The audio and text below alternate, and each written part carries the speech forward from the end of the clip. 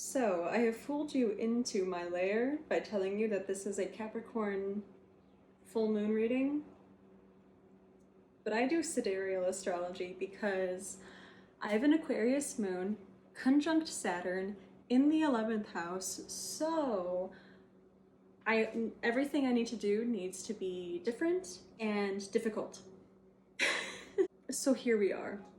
It's not that it's more accurate than tropical astrology, but I find that sidereal kind of shows us things that tropical might not really focus on in the same way. I don't know. Get a reading with me, and maybe you'll see what I mean. But anyway, so we have a full moon in Sagittarius on June 24th. What time? I don't have the time in my notes. Also, last week Nyx was smart. Last week Nyx wrote down notes for this. Last week Nyx was also supposed to film this video. But here we are. It's June 20th. It's the summer solstice, or the day right before, you know, the 20th, 21st. It's all the same thing. So I feel like it's fitting for me to actually do this. So the very first note that I have here says, movement within restriction. That's because of the Venus opposite Pluto, Mars opposite Saturn, and actually Mars is in a T-square with Saturn and Uranus, so this is where I get this idea of breaking free from entrapment. It might feel abrupt to the other person that might be involved in this. The other person, or maybe the institution, if you're working with like a group of people. I don't know your life, but these are just ideas that I'm throwing out there. So it feels abrupt to the other party, but this has been like this need to release, to escape, has been kind of like bubbling, brewing beneath the surface for quite some time. So it might show up as, depending on your style, or maybe the opposite of your style, it might show up as like an explosion or a door slam, or simply just putting in some boundaries. For some people, this is an intense configuration of planets. Once you have Pluto, Saturn, and Uranus thrown in there, Mars, we handle these energies differently. I have a video on Andy the Fellows. I think that's it. I don't know how I'm supposed to pronounce the channel name, but I actually I was interviewed to talk about like how I conceptualize energy as like a thing. So if you want to see what I said, go look there. I don't even know what I said because I've been too scared to look at it because like body dysmorphia, physical dysmorphia. I'm terrified of seeing myself in a way that is not highly controlled, like in this scenario. But yeah, go check that out. Maybe I'll check it out too. But yeah, so simply putting down kind of basic boundaries with people right now can feel way more intense to you than it might for another person. So one person's door slam, bridge burning can be your telling someone that you don't want to talk as often as you do, or you don't want to whatever you need boundaries for. I don't know. Also, the word boundaries, God bless Neptune for being like the planet that kind of rules boundaries, for being such a maybe I'll make a video where I talk about like what boundaries actually are, because we throw the word around, but like I feel like a lot of us don't really understand exactly like what that means. What is a boundary? Because it sounds so physical. It sounds like you're creating a wall around yourself, but whatever. a different day. But it's kind of, it comes out of this sensation, it comes out of this feeling that, like, I don't know, just this, like, enough is enough type of thing.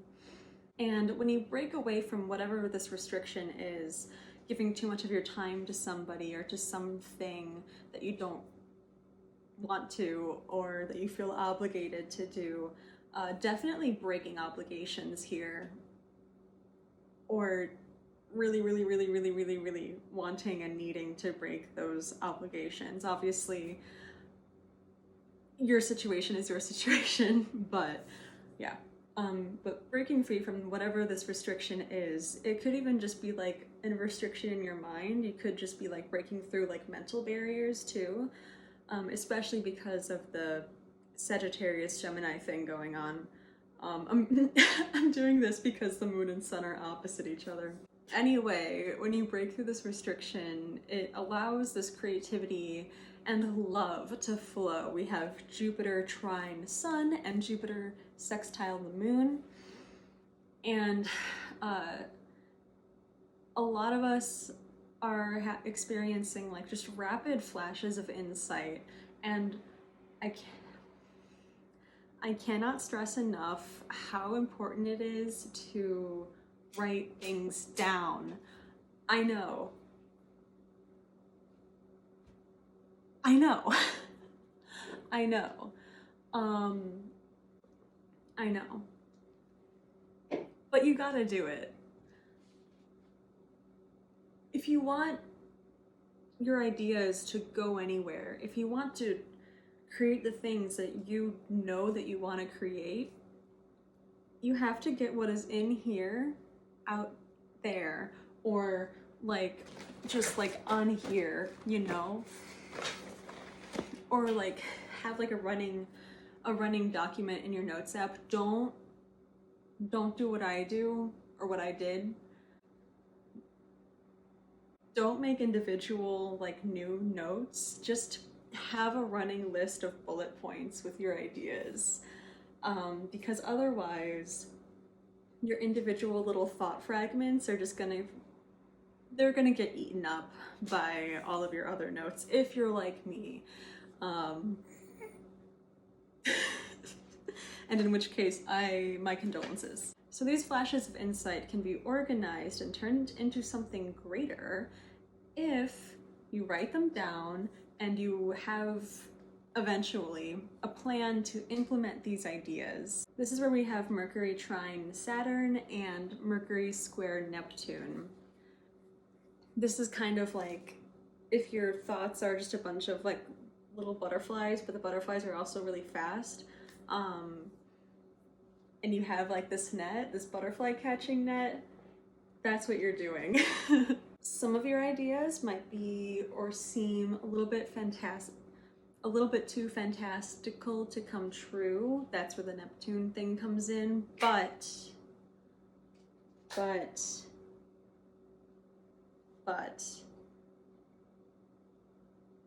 write it down anyway. Think about it anyway. Just do it. Just do what I say. Getting it out onto paper or into a note app or a voice recording, that one too. I don't like to go back and listen to my voice, so I'm not a voice record person, but I am a voice note person now. This is a new development in my life. But this is what will allow you to clarify your ideas later.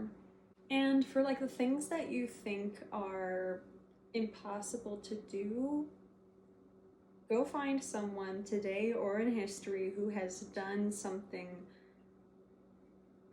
similar to what you want to do, or the actual thing. Find real life inspiration so that you can know that what you want is possible. By the way, if you find any of this useful, insightful, if this resonates with you, go ahead, don't be shy, subscribe, like the video. Also, you can follow me at SibylNix_ on Instagram, or on Facebook, SibylNix. That's basically all I use. I've been on a social media detox for the past like 2 months, and holy shit. I cannot recommend it enough. My anxiety levels have just gone from like here to here. If like here is the bottom. That's pretty cool. So yes, we also have a T-square with the sun and Chiron and the moon. So even more, just like breaking free from these limitations, breaking free from the limitations that you've placed over your dreams, either because of things that other people have said to you or things that you have just kind of picked up due to your gender, your skin color, your ethnicity, your sexuality, whatever else. Replacing self-defeating narratives, making sure that your thoughts and your internal dialogue are working in your favor instead of tearing you down. And that is the Mercury trine Saturn coming up again. Mercury trine Saturn is a nice aspect because that is where the mind and like discipline, focused effort, that's where these two come in together to have a little brain baby. Moving on. There's also a need to see things clearly. Seeing things for what they are and not blowing them out of proportion. And I say that because we can often, when we hear the phrase like seeing things for what they are, it tends to refer to like taking off like rose-tinted glasses. But in this case, last week me was thinking about like kind of like dark tinted glasses, sunglasses, but like all the time, and these warp your perception to see everything, practically everything, to see things as worse than they are, or like assuming that the worst outcome is going to occur, or assuming that others have bad intentions. That's a huge one. Good faith. Good faith is important. Yeah. Turns out that last week me also did a spread on this. So let's see what I had. So what is underlying the energy of this full moon? I got the Nine of Swords. Overcoming fear, especially when it tries its best to sidetrack our attention. Stillness is most important when it is difficult. This kind of goes along with the writing your notes, your ideas down. Mercury trine Saturn, mental discipline, disciplined focus, learning how to love and reconceptualize the word discipline. Stillness is most important when it is most difficult. Meditation is not easy. It's not fun, like especially in the beginning. It's not the first thing you think about doing when you would otherwise just kind of like pick up your phone again or whatever else you do. I don't know. That's what I do. When you find that you're just really worked up mentally, physically, notice it and feel into it. See what it is that your body needs. Don't get trapped inward, which is what happens when we feel distressed and we think that, well, we don't really think this, but like the typical habit that I have seen and experienced is that in order to self-regulate, we pick up our phone.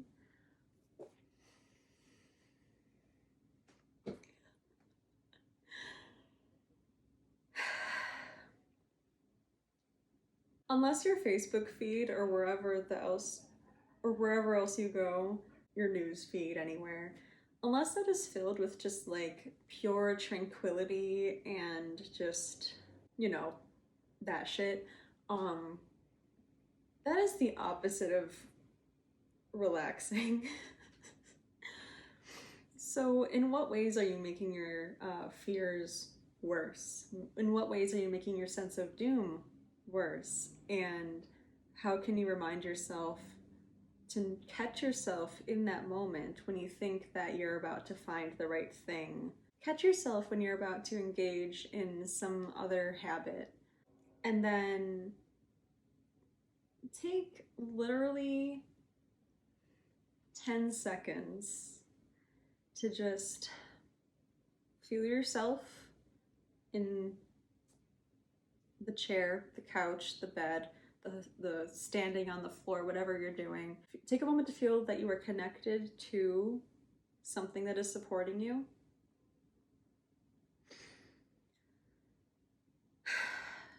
Close your eyes and just breathe in for whatever number of seconds works for you, and then breathe out for whatever number of seconds works for you, plus 3. So breathe in for 6, breathe out for 9, and then do whatever the fuck you want after that. Or if you really wanna, push yourself, I do recommend like meditation apps. Like I really like Balance in particular. That's a good one. I have a free subscription for it right now. I don't know if they're still doing it, but if they are, I recommend it. Yeah, I could go on and on about how important meditation is, especially for those of us who say that we can't do it for whatever reason. If you have relaxation-induced anxiety, like, do not try this at home. But, And I'm saying all this while I literally have ADHD, okay? So... 2, what new vision is this full moon bringing to us? I got Temperance, finding balance and patience, allowing what is to transform in its own time. Level-headedness. What did I just say? I didn't look over these notes before I started because ADD, but whatever. 3, in what way is this full moon helping us to take flight? The Lovers, which is so cute because I know the Lovers is typically depicted with I think like an angel on the top, or in The Wild Unknown it's a pair of swans, so that's cute. I don't remember what the Lovers looks like in this deck, but whatever. Choices. Should I stay or should I go? Gemini rules the Lovers card, and the sun is in Gemini, sidereal Gemini. So there might be, like I said earlier, with this like breaking free from these restrictions, there may be a greater ease in making the decisions that you need to make for your higher good, and not letting somebody else's feelings get in the way of that. 5, what is this full moon asking us to release? 7 of Cups.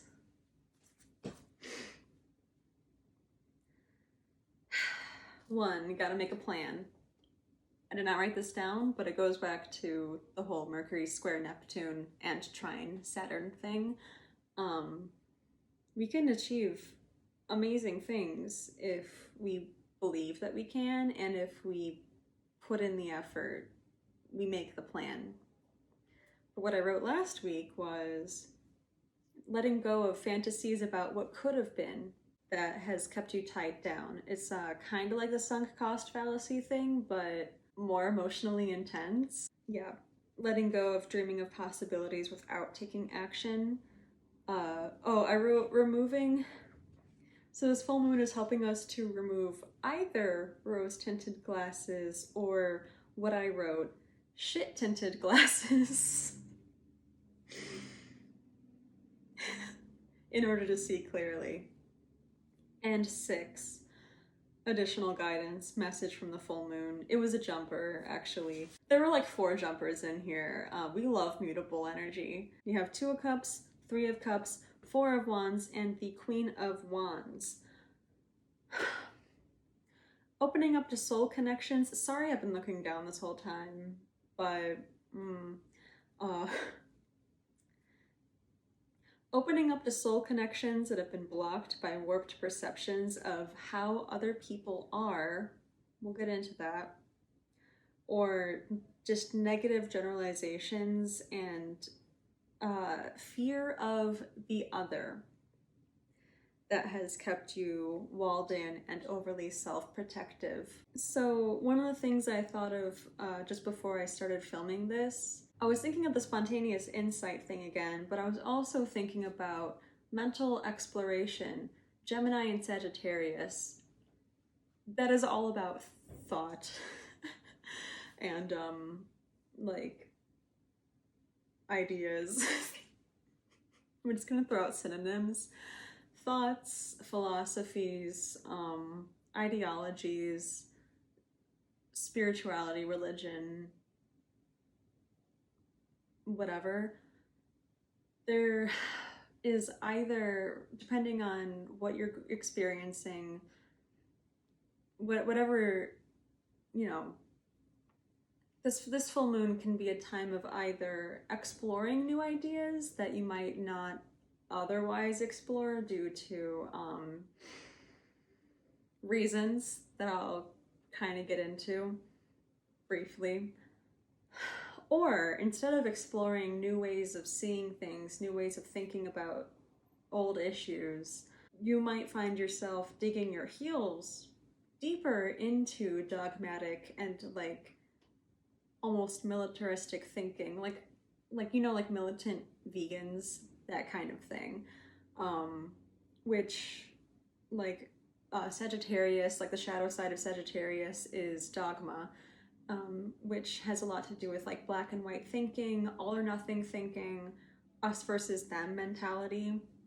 So wherever that's showing up in your life, that might be coming to the fore right now. So it might be a good time to branch out and talk to people who you might otherwise not engage with.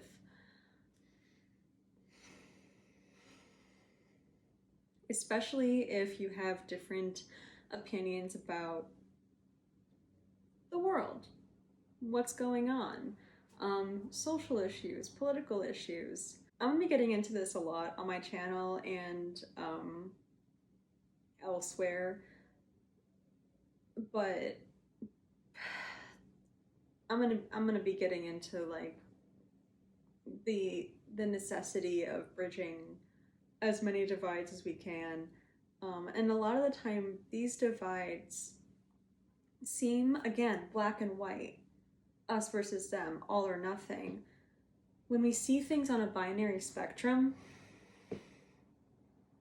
we assign attributes and beliefs and whatever, and expectations to other people just based on one thing that we're perceiving a lot of the time. Maybe sometimes somebody might have an opinion on something that opposes your own, and it might seem like it fundamentally opposes your values, but it's possible that you both see the same problem, but you're getting different narratives about that problem, and therefore coming to your own conclusions about how to solve that problem. It doesn't mean that the other person is like the devil incarnate. The devil incarnate? I don't know. So that's what happens. That's what happens when you start to talk to people that you otherwise probably would not. By being curious. Sagittarius and Gemini, exploration, curiosity, that's what this is. So yeah. And another thing I wrote on a page, I titled this "Questions to Ask Yourself." Ask yourself, do my current friendships and acquaintanceships grant me the room and grace to make mistakes? to explore different ideas, to say what I really think, to express doubt in the agreed upon narrative and worldview? Do we accept each other for who we are? Do we assume good faith between each other? Another question was, what beliefs does my friend group or social group hold? How do they make you feel? Does it help you expand, or does it make you feel like you need to contract and deny your own experience and deny what you're seeing? And lastly, which thoughts or beliefs and connections are holding me back and keeping me trapped? Good questions, I think. So it's like letting go of beliefs, worldviews that are keeping you trapped in the same cycle, especially if it's a cycle that just leads to the same disappointments. But I jumped ahead. The last few notes that I wrote for this were through embracing exploration and through embracing the vulnerability that comes with that exploration, we are opening ourselves up to a whole new world of love and friendship. Moving on. And the last two are kind of connected. It's this full moon is kind of like a time of standing so strongly in your power that you can trust others and give them the benefit of the doubt. Think on that one for a little while, because I don't know if I can describe it in words, but being able to stand strongly, stand firmly in who you know yourself to be, what your values are. I think I'm using the phrase benefit of the doubt to stand in for, like, you know, good faith, because sometimes, you know, giving someone the benefit of the doubt is the worst thing you could do. But it kind of gets, I think what I'm saying by this is, I think what last week me was saying by this was, or you know, that idea of like when someone is insecure in their faith, they feel more obligated to try to convert others. On Father's Day, and they kind of feel the need to convert others to their religion or their belief system. It's the opposite of that. And lastly, being so true to yourself that the mask that has prevented you from finding your people can slip off and you can now form authentic connections.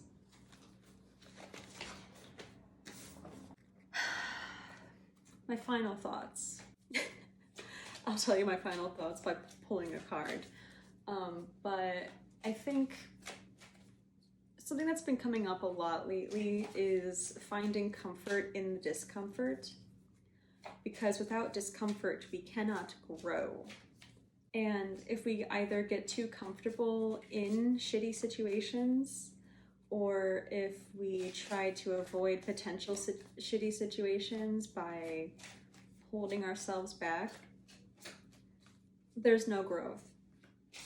Like, yeah, suffering often can lead to growth, but also, like, you kind of gotta get out of it first in order to see, like, I don't know, someone's gonna get mad at me if I say that. So a few cards fell out. Justice, the Hermit, the World, Six of Swords, and Princess of Pentacles. This is the Cosmic Tarot, I believe. And that's a titty.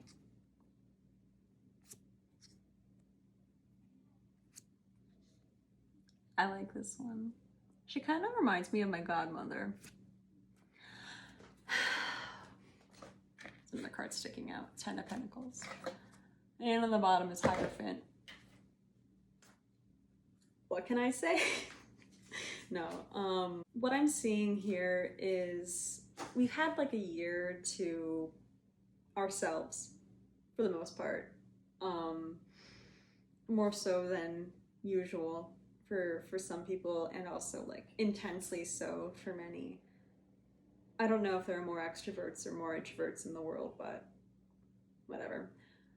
And during this time, a lot of like we've been able to kind of settle into ourselves and question what we believe and why we believe it. And I think that with this full moon, a lot of us are re-emerging from this hermit period, this externally enforced hermit period, where we're returning from this with a new mindset, a new perspective, and we're getting back in touch with old connections that might not know, understand, or accept this development in you and the way that you see the world right now. And when our beliefs for anything, spirituality, politics, social and global issues, general philosophies on life, when those things are in flux, we can feel very, very vulnerable.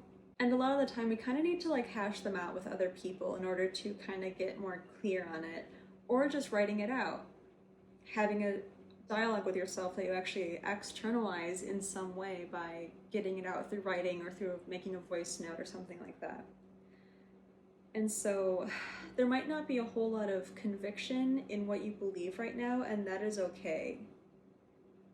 That's like super okay.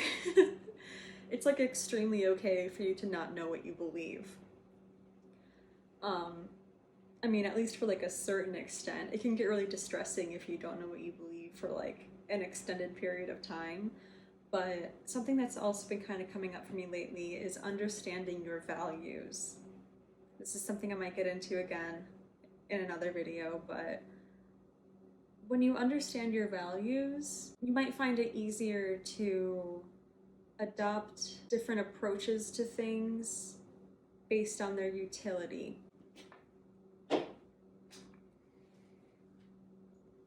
When you know your values, other people's perceptions of what you believe and who you are will not shake you. But at this moment, it's still kind of like freshly developed. It's kind of like just after shedding skin.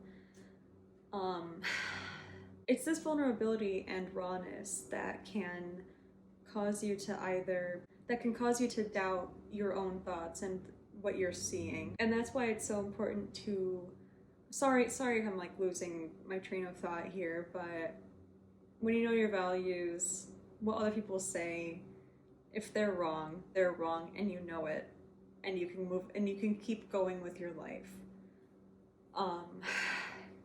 But if you're not settled more fully in that, if you still rely too heavily on social approval and what other people think and say about you, then that's when you might revert back into dogmatic thinking. So that's the Sagittarius full moon with the sun in Gemini. I hope that this was useful for you. I think I'm going to do some videos for each sign. Yes, that is what I'm gonna do. I don't know if I'm gonna do that today. I might. We'll see. I'm a little intimidated by it, but I really like this deck, and like I communicate very well with it. Look at the back of it. It is so cool. Oh, here's the Hierophant. Yeah. So, yes. Godspeed. I believe in you. If you have any questions or if anything came up for you during this, leave a comment. I do tarot and astrology readings virtually. You can go to my website, thecosmiceye.co/booking, or just the normal site, and then click the links that bring you to the booking page. And if you have any questions about booking or whatever, again, leave a comment or message me um, on my Facebook page or on Instagram. Yeah. I also have an email that you can contact. I just need to make sure I know which one it is. Bye!